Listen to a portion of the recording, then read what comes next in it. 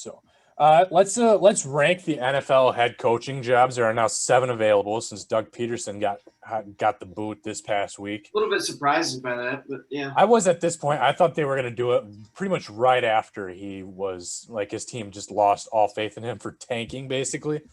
I thought he was going to get out within the 3 days, but they waited a good week and a half or two to pray about it. Yeah. The reports were right after those 3 days that like, oh no, we're gonna bring Doug back. You know, we believe in what he's doing. Blah blah blah. Like, what do you mean, dude? Like, everybody on his team hates him. Like, I don't know. Yeah. It just basically leaves Vic Fangio as like the only other guy that maybe should have been canned. But I think Denver also notoriously has a pretty long leash. Yep. So it doesn't totally surprise me there. Yep. So I think Fangio definitely is going to be the first one on the hot seat coming up next year. Yep. But it'll be interesting. What do you guys think is the most purdy position to have as a head coach out of these 7 teams of like the Eagles, Chargers, Jets, Jags, Lions, Falcons, Texans? What's the prettiest job? I'm going with Chargers. Young quarterback, just coming off a great rookie year. A lot of upside there. There's a lot of upside purely on the team. There's some excitement, behind the team. If you just get a guy who's in there, who brings a lot of energy, somebody that can fire up the fan base a little bit. I feel like they can get it going in the right direction. So I'm going Chargers number 1. Yeah, so their cap space, they're 9th in the NFL. They have $29 million available. That's at pretty much at least 2 superstars if they really wanted to, and then they get a pick. Before the halfway point, going 7 and 9, they picked 13th, I believe. And I think honestly, 7 and 9, like that means they're close. There's a lot to build on there, especially with a rookie quarterback. Yeah. They can only go up from there. They wouldn't even play the whole season. You know what I mean? Like, who knows? I mean, but if he was playing the way he was at the end of the year, and they played him at the beginning of the year, like who knows what they could have done. So. Yeah, I think they also had a 4-game winning streak to end their season, so that's just more momentum to run as a franchise. So I can definitely see the appeal. I'd put them first or second. Yeah, I'd say the top 2 for sure to me are Jacksonville and Los Angeles. So I think with Los Angeles, you have your guy seemingly with why can't I think of his name? Justin Herbert. There we go. You have a decent amount of cap space. I just pulled up some of these rebuilding teams in their cap space. So they have $21 million in cap space.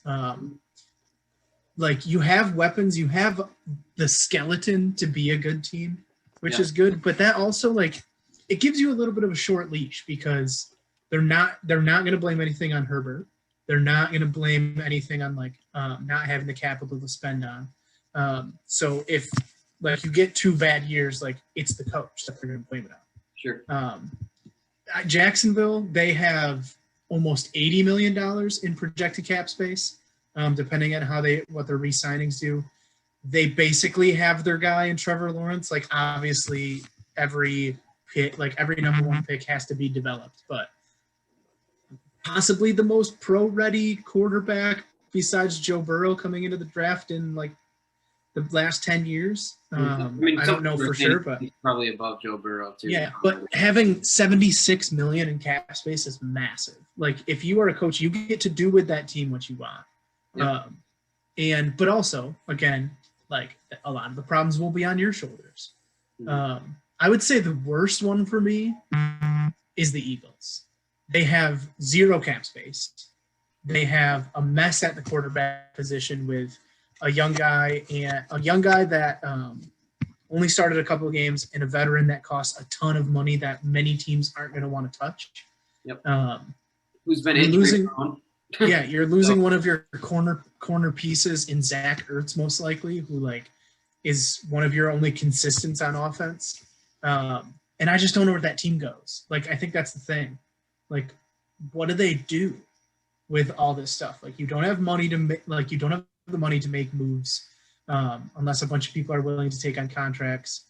Basically, you have the financial situation of a Super Bowl ready team without any the talent to make the Super Bowl, which is terrible.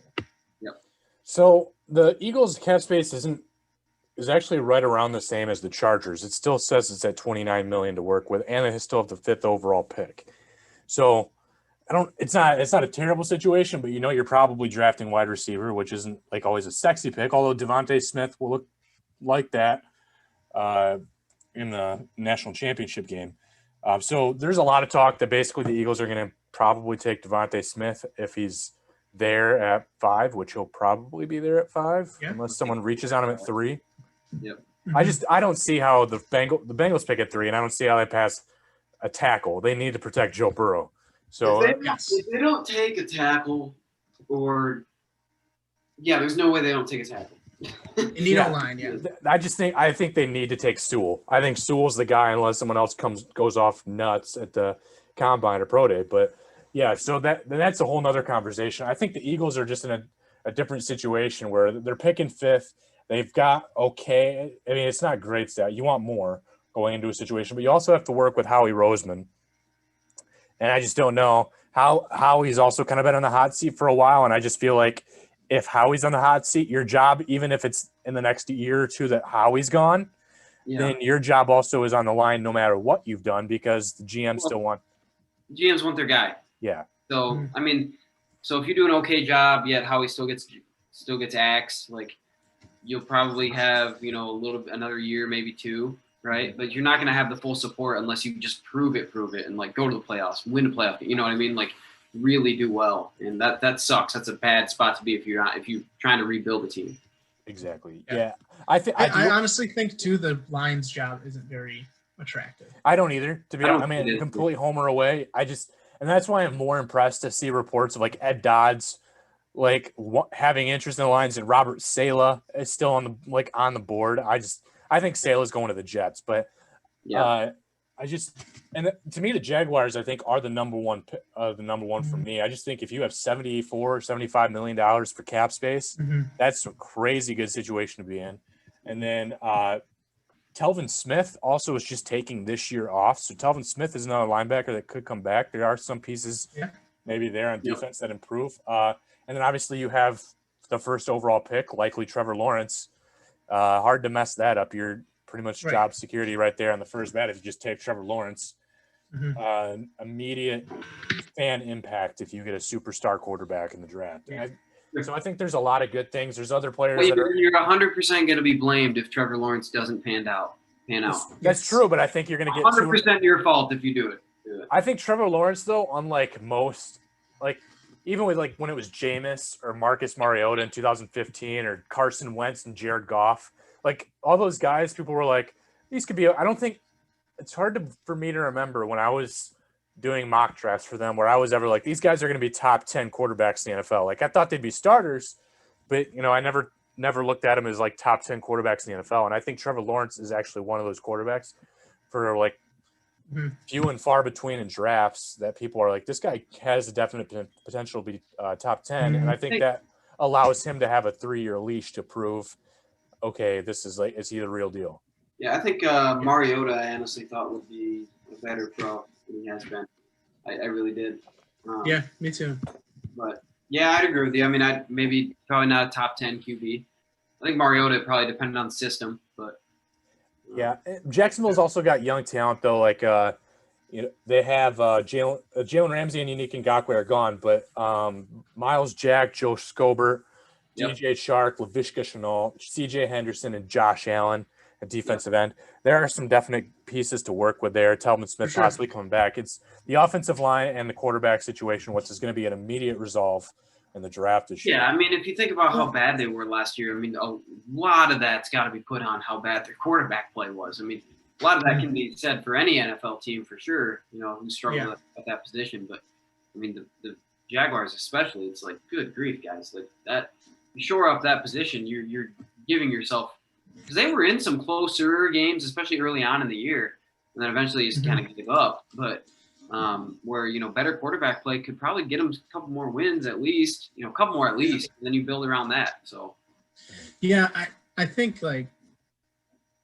Jacksonville, I would not be surprised if they were, in games a lot next year out of most of these teams, except the ones that, out of the really bad teams. So, the Jets, the Jaguars, in the Texans. Like, I think they have the makings to like have a good defense, to have a creative offense. Like, it depends on who the coach is. But yeah, I think the Texans too, like, they're kind of in a weird position. Like, it's weird because they were a playoff team last year, and then they were 4-12 this year, and now, like, what are they next year? Is this like, are they more of a 10-11 win team, or are they more of a 6-7 win team? Yeah. Definitely, like, it's an enticing job because you have Deshaun Watson. I mean, one of the best young quarterbacks. If it wasn't for Patrick Mahomes, possibly the best young quarterback in the league. So it's have you guys seen the talks about the Jets, or not the Jets, the Texans search? Oh yeah. Not going well. No. It's going very poorly. So and Watson might want out. Like it's right. Yeah. Because they're literally they're like the only team that's also not asking for interviews from certain coaches that everybody else is. It's like, okay, why are you guys purposely ignoring like Eric Bieniemy and I think Sala was also not in their list. Right. Yeah. Like those, those are guys who were on everybody else's list. As top 3. If they pick up the right guy who can like make Deshaun happy, correct some of the mistakes in the locker room issues that were created by O'Brien, that's a good job. But like, if you come in and you're kind of just an idiot coach and you just like exacerbate those problems, it's probably it's one of the worst positions, just because like it seems like a very volatile organization right now. Well, I mean, the Andre Johnson was calling out ownership today on Twitter. Like, it was just all bad. Like, it was like he was saying, Deshaun, you wouldn't be the first player the Texans ruined, blah blah blah. Yeah. The Texans situation for me is dead last. They're negative 18 million in cap, and then they have no first round draft pick. Right. Nope. So because they gave that up, for Laramie Tunsil. Was it years ago? Right. Yeah. People.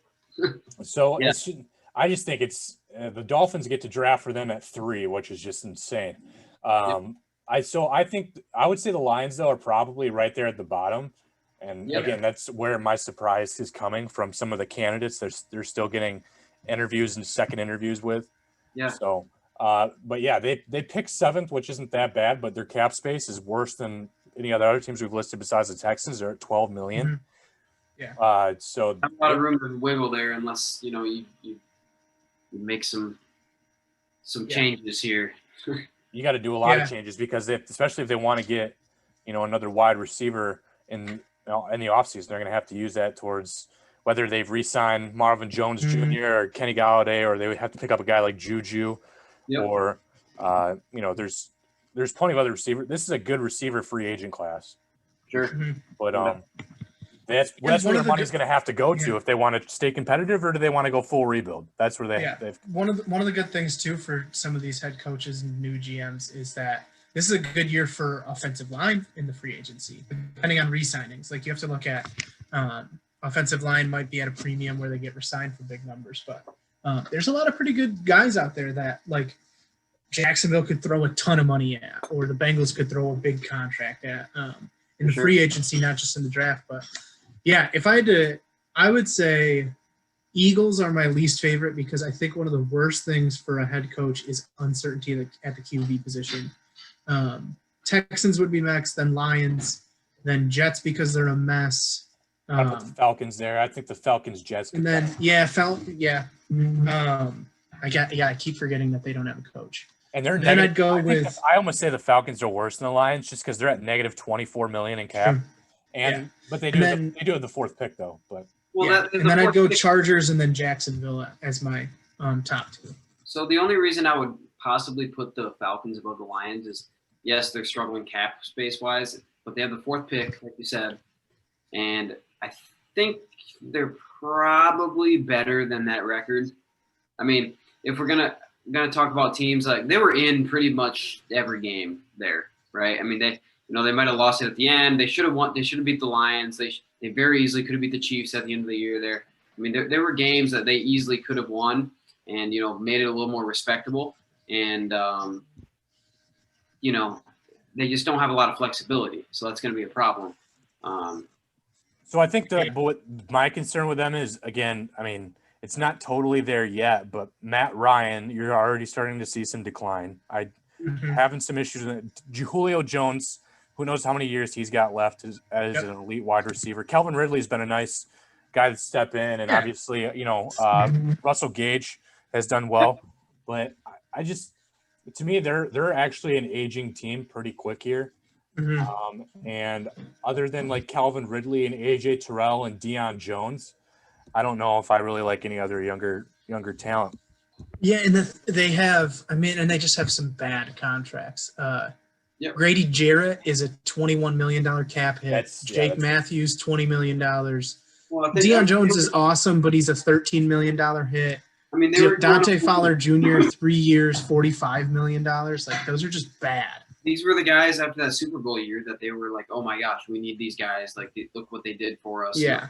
It's the same thing as like, you can liken it to like the Tigers contracts all the way up to like right now. Like, yeah, like that's great. Miguel Cabrera was really good like 5 years ago, but the guy can barely walk now. Yeah. And you're paying him like absurd money at this point, and you're just handicapping any kind of rebuild you want to do. Like if you want to deconstruct your team and like rebuild it so you're good again 3 years later, like you can't do that with those kind of contracts. And and that's what teams struggle with though, because like if you have a team that's like, okay, they hit, you just kind of had that year, right, where they weren't super young, they weren't super old, but they were kind of right in the middle. They're going to get old pretty quick.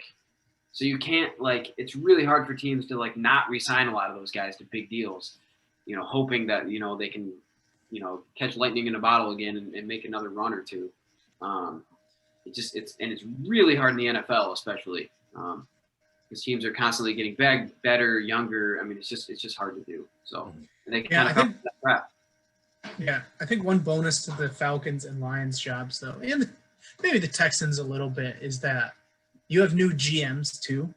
So hopefully the front office is hiring people that will be on the same page when it comes to players and contracts. Like, if it's the Lions, like hopefully they should get a coach and a GM that are both on the same page with Matthew Stafford and whether they want to try to trade him and see what the market is or keep him till he's 55.